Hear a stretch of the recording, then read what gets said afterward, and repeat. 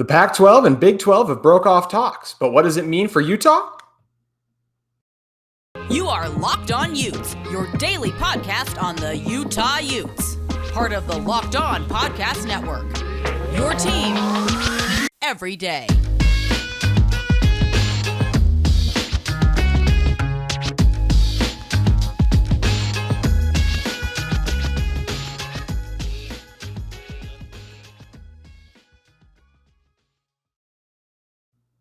Hello, Utes fans, and thank you for making Locked On Utes your first listen every day. We are available on all platforms, including YouTube, Spotify, and Apple Podcast. On today's show, we're going to be going over what the ending of the talks between the Pac-12 and the Big-12 means for Utah. And in order to help us sort all of this out, we decided to bring on Spencer McLaughlin, host of the Locked On Pac-12 podcast. Spencer, how are you doing today? Great, JT. Good to be on with you and good to have the show back up and running.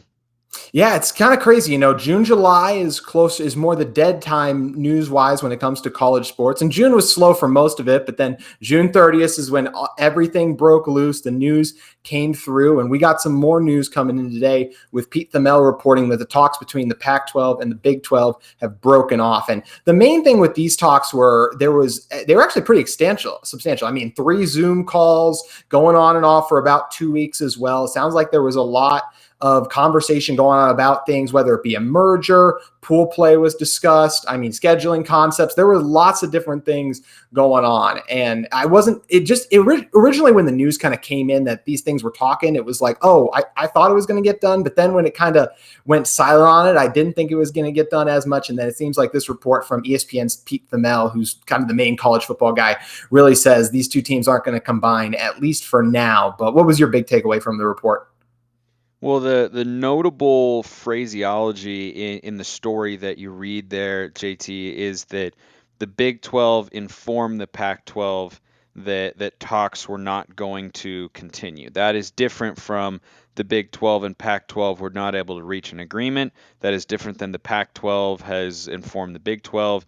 This was the Big 12 conference telling our beloved Conference of Champions that no, anything you're proposing here is not something we're interested in at this point in time. Doesn't mean that they weren't initially, but they weren't able to iron out all of the details. And the way that this landed to me is that the Pac-12, and this is definitely something that happened. This is not me speculating. The Pac-12 was looking at a full conference merger here, and it seems like that's what the Big 12 really wasn't going for. And they were wanting to just add the initial 6 teams that had been reported when these two conferences first were linked together in the headlines, and that was Utah and Colorado, the Arizona schools, Oregon, and Washington. That's who the Big 12, I think, is still interested in. And other reports and rumors out there are saying that still could happen, but for now, those talks have certainly settled down more than they had about a week ago at this time, because this is just such a fast-moving and evolving sequence of events. So that's still a possibility that those schools on their own could break away from the Pac-12.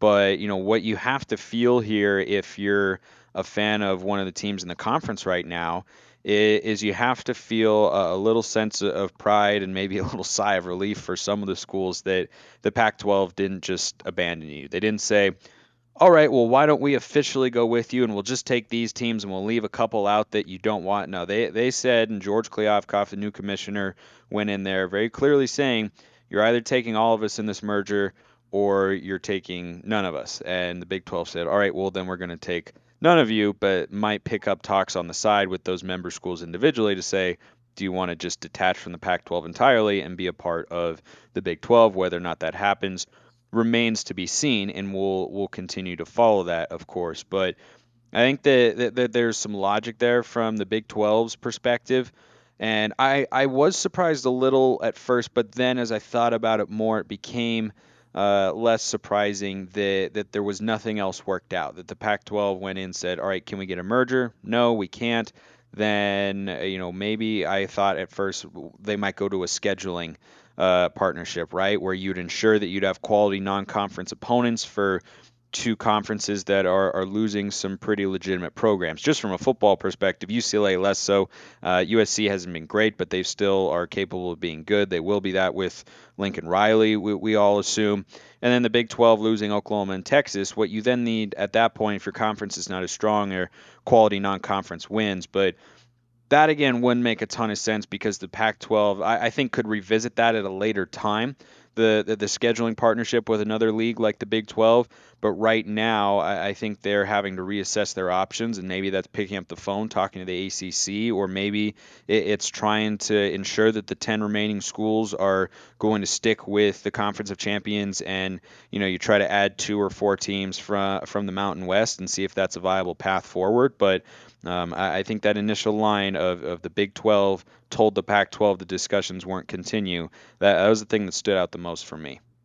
Yeah, and I think one of the most interesting things you brought up there was kind of how Commissioner Klyavkov kind of said, no, you're getting all of us if you want to come in on this. And if you look at it from the Big 12 side of things, you got a guy now in there with Bob Bowlesby stepping down and Brett Yormark. So these are two newer commissioners coming in here and trying to figure out how to navigate an unprecedented time in college athletics where, I mean, we don't even know if we're looking ahead to even something like 2026, who knows if teams will still be attached to the NCAA. It could just be 2 super conferences, or maybe people do and maybe it's just a big Ten, maybe it's just a big SEC, or maybe the Pac-12 ends up still staying a thing. We really don't know what's going to happen. So it's interesting to see how these two such different schools and all the school programs and conferences really try to navigate everything, with each one having such a difficult decision to make. And I think it is interesting for Utah. In the next segment, we're going to talk about kind of if they're going to end up going to the Big 12, because you talked about it. The Big 12 still kind of thinking about trying to poach a couple of Pac-12 schools potentially. It's going to be interesting to see how all of that plays out. But it does it makes sense why they talked about it, because both of these schools, when you're looking at, obviously for the new TV rights deals are coming up, the big ones that TV markets are going to be looking at TV networks are going to be looking at is going to be the SEC and the Big Ten, of course. But the Pac-12 and the Big 12 will still have value to those ones, but not as much. So I think that's why they talked about combining a little bit. But if you do something like where you pool the rights, you're combining the kind of making it one less if you're in terms of Power 5 conferences, you're taking one of those Power 5 conferences away basically, and that's just there's just 4. And that way you're trying to kind of negotiate and see if you can raise your value by working together. But by working together, as you talked about, you're probably lowering some of the money. You're splitting that a little bit when you all come together. And in the end, that's why I feel like the talks probably fell through. But it is going to be interesting to see how they end up taking this, because this was definitely something that was deeply considered and probably got farther along than most of us figured it would. Yeah, and from the Big 12's perspective, where they're ultimately landing, and understandably so, is look, we feel like we can get value from adding the schools we are interested in, but if you add, Cal, Oregon State, Washington State, I think Stanford is kind of hit and miss because they've got a big brand to an extent, and they've also got a big market to an extent, but they don't have a lot of energy around their football program, so that might not be the most appealing team for the Big 12 to add right now, just from a football standpoint. But every time you add a school to your conference, each team is then getting a little bit less of the pie. So you have to be able to negate that if you're a team coming into a league. And that's where the Big 12 ultimately reached a conclusion of, look, adding 10 schools is not going to, bring in enough to offset the extra divvying of the money, because it's all equal, right? The conference makes an equal payment to every school based on the total amount of revenue accumulated in the media rights deals within these conferences. And so if you then are lessening the amount of money each school gets, as a league, you have to look around and ask yourself, like, would we be doing our schools a disservice by, bringing in all these extra programs who we then have to pay money to and give less money to the schools we already have here, while not adding a sufficient amount of depth or pedigree to the point where they feel that it's worth it and could pay off in the long run. So I certainly understand where the Big 12 is coming from there, and I would not be surprised at all if the rumors start to swirl around once again with regards to adding schools like Utah, Oregon, Washington, Colorado, and the Arizonas as well. Maybe all six, maybe a mixture of them, maybe two, maybe four, who knows? But I wouldn't be surprised if that comes back into the fold. Just with everything that's gone down, I'm not surprised by a whole lot at this point. Mm-hmm. And we're going to touch on what you were talking about there with, will it be 6 teams? Will it just be 2 teams? Will it be no teams? We're going to talk about that in just a second. But first, I want to tell you guys about Built Bar's newest bar, Coconut Brownie Chuck Puff. From the people who invented healthy and tasty comes the latest gift to your taste buds. You've probably tried the amazing Coconut Brownie Chunk Built Bar, but guess what? Your friends at Built have given Coconut Brownie Chunk Puffs treatment. That's right. The Coconut Brownie Chunk Built Bar flavor you love in a deliciously chewy marshmallow covered in 100% real chocolate. It's fluffy cloud of coconut brownie goodness. You guys know Built Bar. They're one of the best brands in the business, whether it's they combine what you want in terms of the energy and the health factor as well as the taste factor. Built Bar always brings it. Coconut Brownie Chunk Puffs are only here for a limited time, so go to built.com now to make sure you don't miss out. They are going fast because they taste amazing. Delicious chocolate, rich, sweet brownie, creamy marshmallow. Stop fantasizing. Get to built.com. Order your box of Coconut Brownie Chunk Built Puffs right now. Offer. Go to built.com. Use promo LOCKED15 and get 15% off your order. Use promo LOCKED15. Which NFL stars move the betting line the most? Starting July 18th, Locked On gives you the 50 most valuable players in the NFL from the odds makers at BetOnline. Available July 18th on the Locked On NFL Network, wherever you get podcasts and on YouTube. So, jumping back into this, we talked about it. There are still rumors that even though the entire conference, the 2 conferences aren't coming together, there is definitely a chance that a couple of these teams could end up going over to the Big 12 still, or at least that's what the Big 12 wants to happen. Spencer, I'll take you back to something you're well aware of, is on July 5th, the Pac-12 announced that its board of directors authorized the league to immediately begin negotiations for its next media rights agreement. So the league is trying to figure these things out. They're trying to come together, as you mentioned, and stay together is the biggest thing. But in the world of college athletics, that's always an unknown because there was this thing called the Alliance not so long ago, the ACC, the Big Ten, the Pac-12 all together, and the Big Ten turned around and swooped in and did exactly what the Alliance was supposed to prevent, taking from the other schools. So it's always up in the air, and it makes sense that the Pac-12 is trying to move on this now and get into it. So let's start with that. Do you think it's a good idea for the Pac-12 to be getting ready and gearing up for these media rights talks so early? Well, first of all, with regards to the so-called alliance, it reminds me of something that was very briefly an internet meme from an Oregon football play many years ago. The Ducks had an interception, a guy's running it back, and he goes down the sideline. I think it was against Michigan State back in 2014, and you can see one of his teammates ahead of him leading him forward, saying, "Come on, come on, come on, I'll block for you." But then an offensive lineman comes charging in from the side, and the guy who said, "Come on," was actually like a defensive back, and he got the hell out of the way while the ball carrier was absolutely leveled by a 300-pound mountain of a man. That's kind of what it felt like with the Big Ten Alliance here. Like, yeah, no, we're good. Oh, by the way, watch out. You're about to get blindsided, and I'm not going to do anything about it. So, with regards to the media rights conversations, I don't know how you can have those sorts of talks when you don't know who's going to be in your conference. Unless the Pac-10, we're going to call it that for now because that's essentially what it is, and that's what they're negotiating as right now until they could add more member schools like a San Diego State, Fresno State, Boise, UNLV. I mean, there are a number of Mountain West options there that could potentially be viable. That's, of course, where Utah came from, so there's some history there in that sense.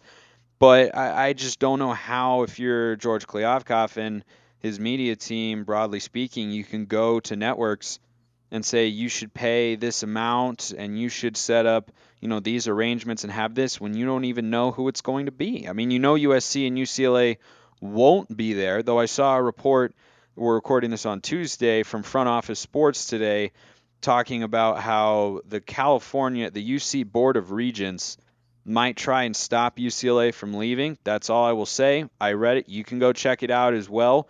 I'm not a lawyer, so I'm not going to go into how all of that works and the power dynamics at play in that situation. but that could throw a wrench into things in a major way if it were to come to fruition. But it's not a hot topic, at least at this point in time. But if you're the Pac-10 right now, you don't know who you're going to add, right? You can't even go to networks and say, well, we're anticipating we're going to be able to get these schools, or we're anticipating, these programs have said they're going to stay. But nobody knows. I mean, someone might have told an athletic director at Oregon or Washington or Utah or Arizona State might have told you, oh, yeah, we're committed to the Pac-10. That is until the Big 12 comes calling and says, by the way, we're going to offer you more money than what the Pac-12 can get you. And so that's something else they have to factor. I mean, there's a lot there to break down with those discussions. We could probably do 30 minutes on all of it, but just to condense it down as best I can right now, Klyavkov is in such a terrible situation. None of this is his fault. This is all Larry Scott's fault. Not entirely, but like 90%. This is Larry Scott's fault. And so he's in a tough spot where he's trying to clean up the mess because he has to convince the schools to stay.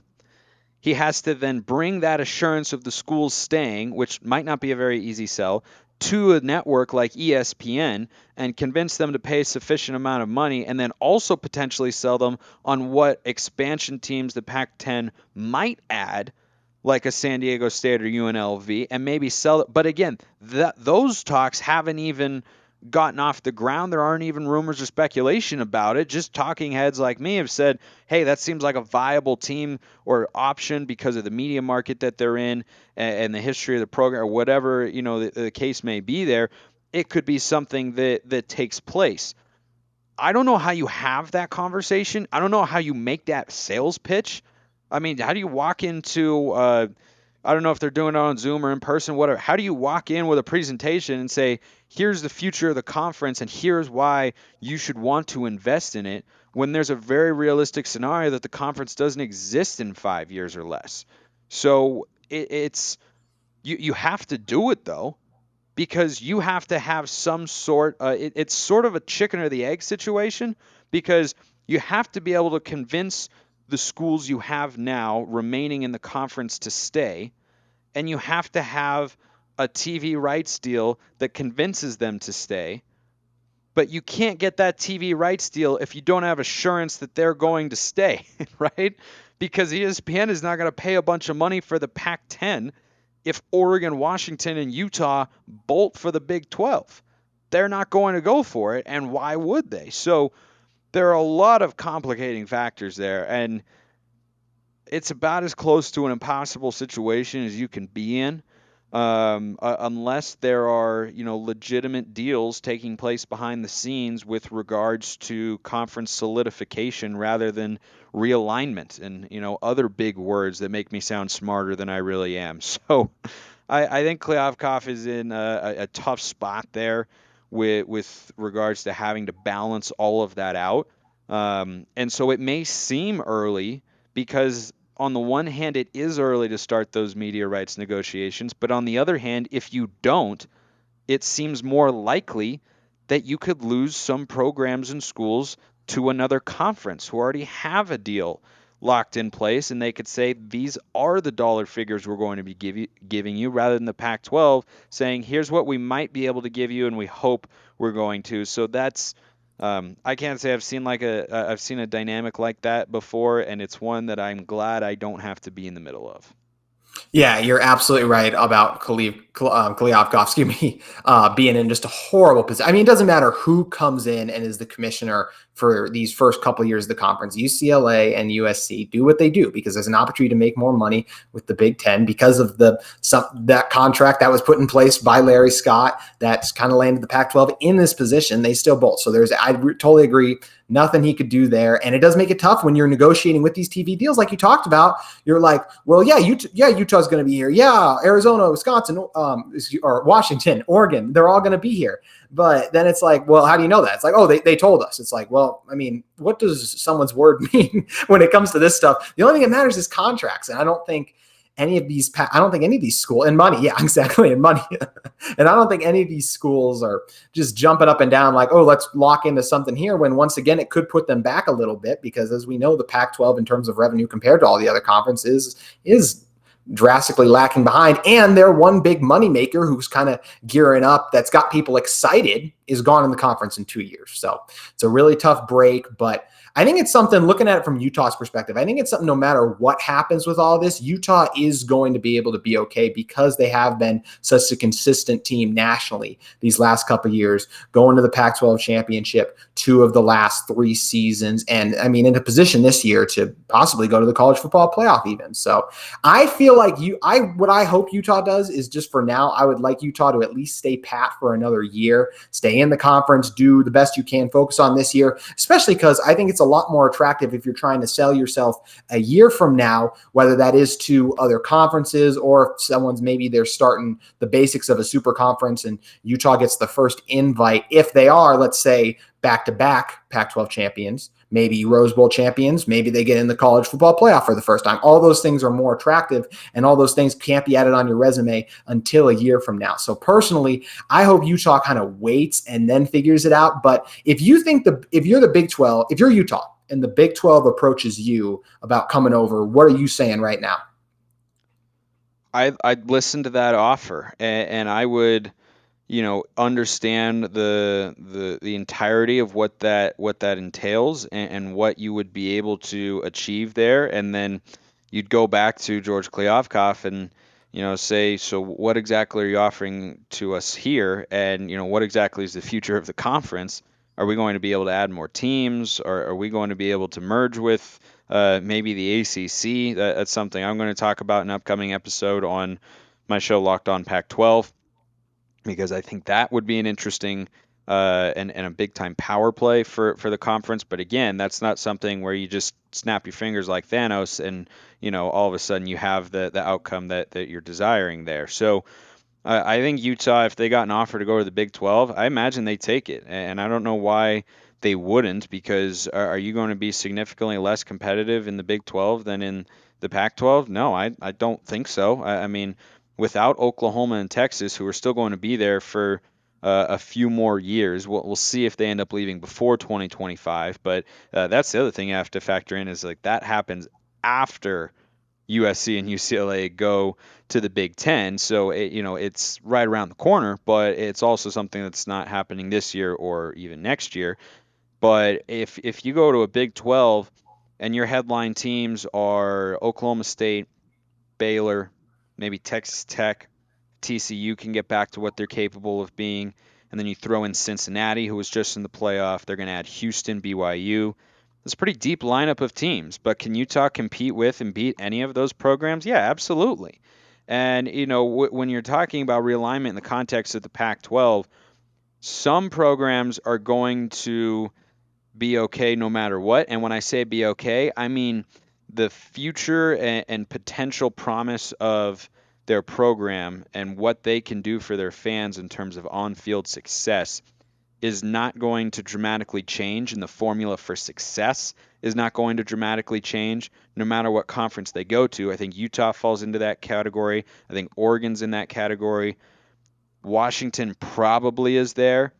And the Arizona schools, I again don't feel like they're, I think it'd be tougher for them in the Big 12. I think they're better off to try and win games in the Pac-12, but would it change dramatically? No. But it's the other schools that I feel like could struggle at times, and really find or have a tough time finding their footing on the recruiting trail, finding their footing on the gridiron, and actually generating the sort of results that fans are looking for. And some schools might end up in I think there's a foreseeable scenario where if these Pac-12 schools get poached, then maybe the Pac-12 goes away, and then some schools are left to go to the Mountain West, and that's less money, less conference prestige, and less national respect, and a tougher time recruiting for an Oregon State, a Washington State, or a Cal.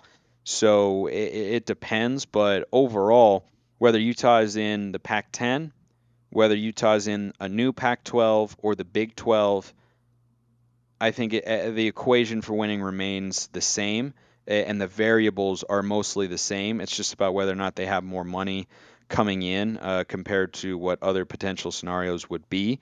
I think Oregon's in that mix as well, but I don't think every school in the Pac-12 has that luxury of feeling like, oh well, if we end up in another conference, we'll be okay no matter what. Like I think UCLA could struggle in the Big Ten. I do. Like they have not been a consistently good football team for the past decade in the Pac-12, which has been down, and now you're going to go to the Big Ten, which is tougher and deeper.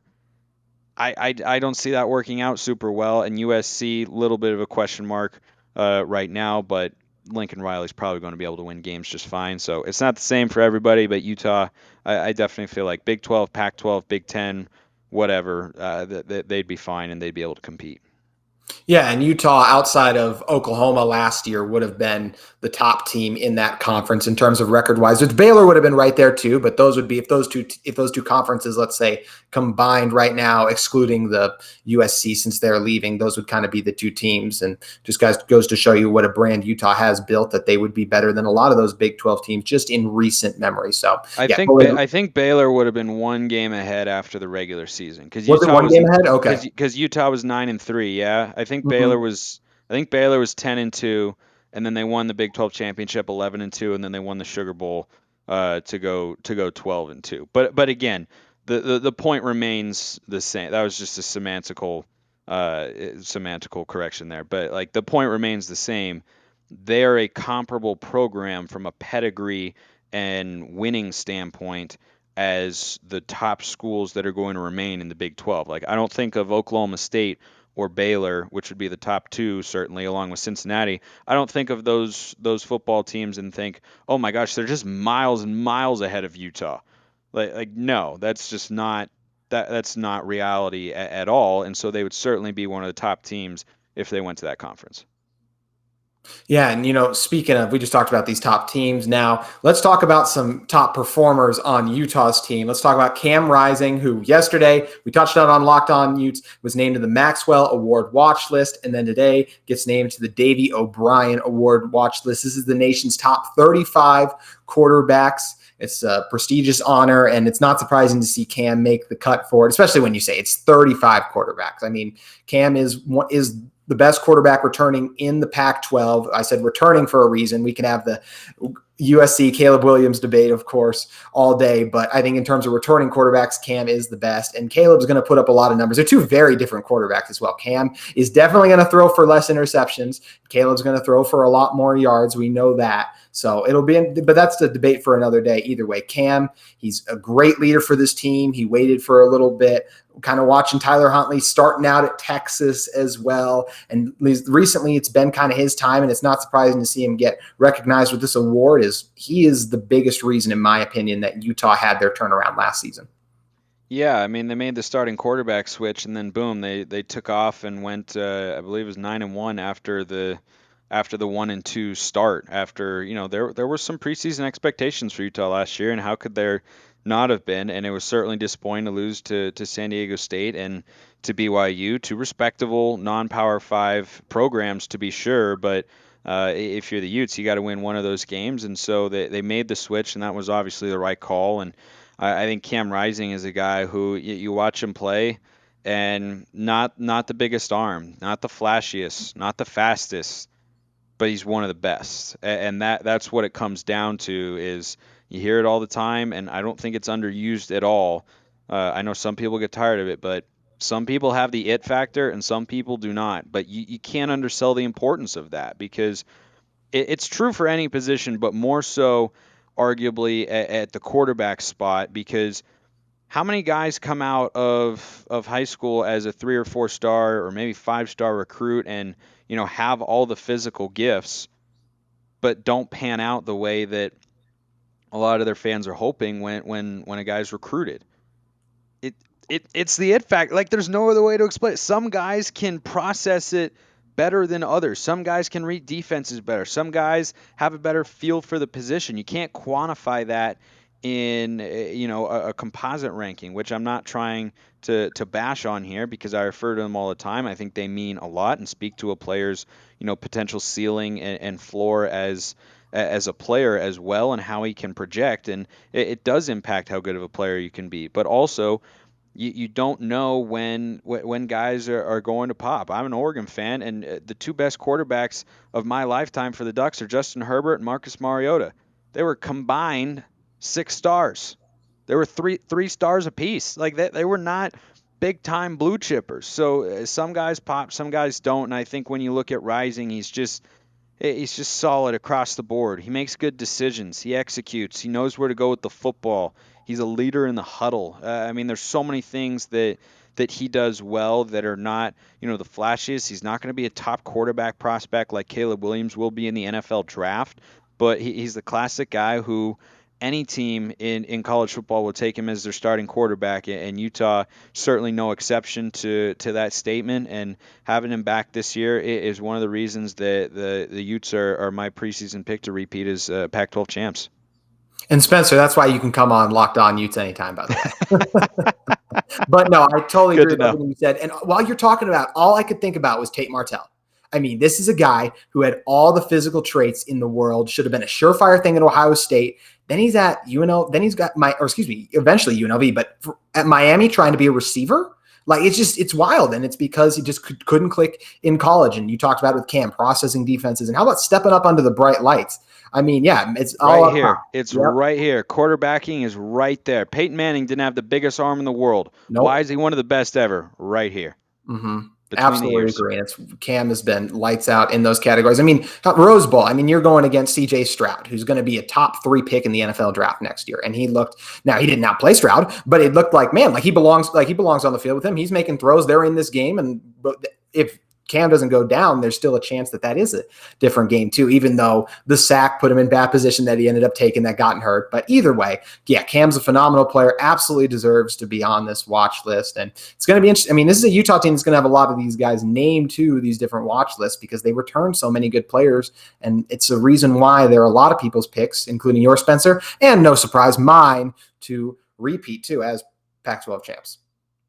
Yeah, I just think that, and that's a big time longer conversation as to why, but they bring back so much talent, led by Cam Rising and Tavion Thomas, and Kyle Weddingham is always going to have them competing on the defensive side of the ball, and losing Devin Lloyd hurts, but I think Diabate is a nice addition, and they've got some players on the back end as well. I just think that they're the most well-rounded, and Oregon might have a more talented roster from a recruiting standpoint, and they bring back arguably the best offensive line in the conference, but we don't know what Dan Lanning is as a head coach.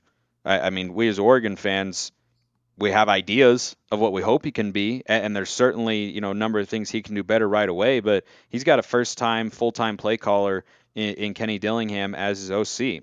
We don't know if he's going to be good. We hope he is. Past results at other schools would indicate, yeah, he probably will, but do you know? No, you don't. And I know that Cam Rising will be good, and Tavion Thomas will be effective, and Utah will be physical, and Kyle Whittingham knows how to manage games.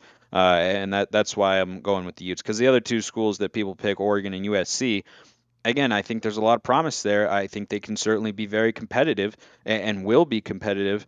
But at the end of the day, I've got a lot of questions about what's USC's defense going to be? Is everything really going to click right away with all the transfers in Lincoln Riley's offense? Is the offensive line going to be able to hold up if they were to sustain an injury or two? Because you read USC stuff and they talk about the lack of depth on the offensive line, and is the defense going to allow 35 points a game or so? So there's just a lot of questions there, and Utah just doesn't give me too many of those. There's some, but there's not that many.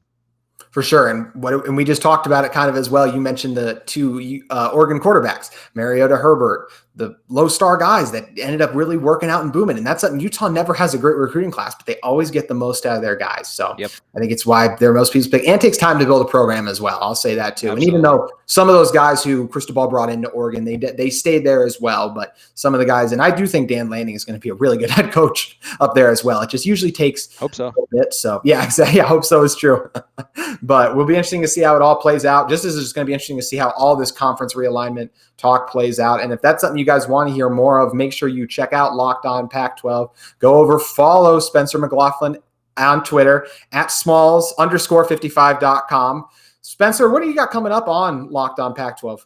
It's all realignment talk at the moment. There will be season previews as well, talking about preseason awards stuff and which players could I mean, all sorts of stuff covering every team and everybody in the Conference of Champions, free and available wherever you get your podcasts or here on YouTube as well. And if you want Oregon Ducks specific content, you can go check out Locked On Ducks. I host over there and talking about everything you could ever want to know about the Ducks. But JT, great to make my first appearance here on the show, and definitely will not be the last.